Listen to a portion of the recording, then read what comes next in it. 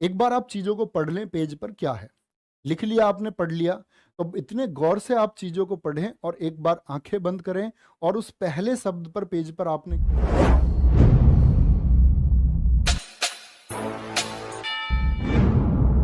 एक बार आप जीएस का नोट कर लें किस सब्जेक्ट से कितने क्वेश्चन आने हैं। तो हम अगर बात करें हिस्ट्री से आपका 2 क्वेश्चन एसएससी जीडी के लिए, ठीक है, हिस्ट्री से 2 क्वेश्चन आपका, और ज्योग्राफी एक टारगेट है, +-1 कहीं भी हो सकता है।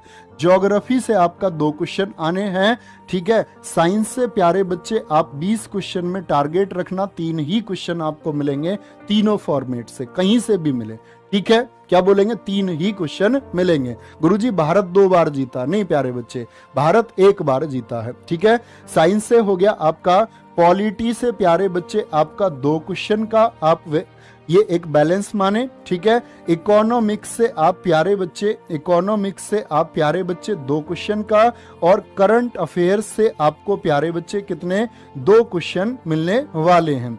कितने क्वेश्चन हो गए हमारे टोटल?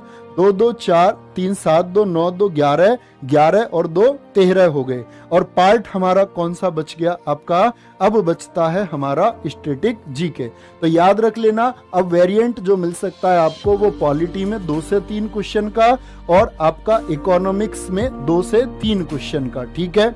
बाकी करंट अफेयर्स 2 से 3 क्वेश्चन का, और बाकी बचता है आपका स्टैटिक जीके का पार्ट जो सबसे ज्यादा एसएससी पूछती है। तो ये बात आप लोग याद रखेंगे, ठीक है। कोई दिक्कत, कोई परेशानी? और अगला टॉपिक है हमारा प्यारे बच्चे, किसी भी चीज को याद रखने के लिए मैंने बताया स्कैन टेक्निक। क्या बोलेंगे? Scan technique. और इसका आप हमेशा, क्या बोलेंगे, हमेशा इस्तेमाल करेंगे। स्कैन टेक्निक क्या है कि आप जब किसी पेज पर आपने नोट्स बनाए और आज ही से अप्लाई करना, और कल मैं क्लास में पूछूंगा रिजल्ट मिला या नहीं। एक बार आप चीजों को पढ़ लें, पेज पर क्या है लिख लिया आपने, पढ़ लिया, तो इतने गौर से आप चीजों को पढ़ें और एक बार आंखें बंद करें और उस पहले शब्द पर पेज पर आपने क्या लिखा था और अंतिम शब्द तक आपने क्या लिखा उसको एक बार आप माइंड में इमेज बनाने की कोशिश करें, यानी स्कैन करने की कोशिश करें। इसी को हम स्कैन टेक्निक कहते हैं। जिस दिन आप वो पूरा पेज इमेजिन कर पाए कि आपने इस तरह से चीजें लिखी थी, तो आपकी चीजें हमेशा के लिए याद हो जाएंगी, हमेशा, आप कभी नहीं भूल सकते। आज ही अप्लाई करना, ठीक है, बहुत अच्छे से, और कल आप बोलोगे भैया इससे बेहतर कुछ नहीं है, जो सच में अप्लाई करेगा। ख्याल रखिए, ठीक है अपना, मिलते हैं कल, बाय बाय, टेक केयर, जय हिंद, जय भारत, जय मां सरस्वती। अभी मैंने देखा है कि मेरे पास भी बहुत सारी स्टूडेंट की कमेंट आती हैं कि जैसे उनका क्वेश्चन जो है 100 क्वेश्चन सही हो जाते हैं, लेकिन उसमें गलती जो होती है उसके 30 क्वेश्चन गलत है, किसी के 40 क्वेश्चन गलत हैं।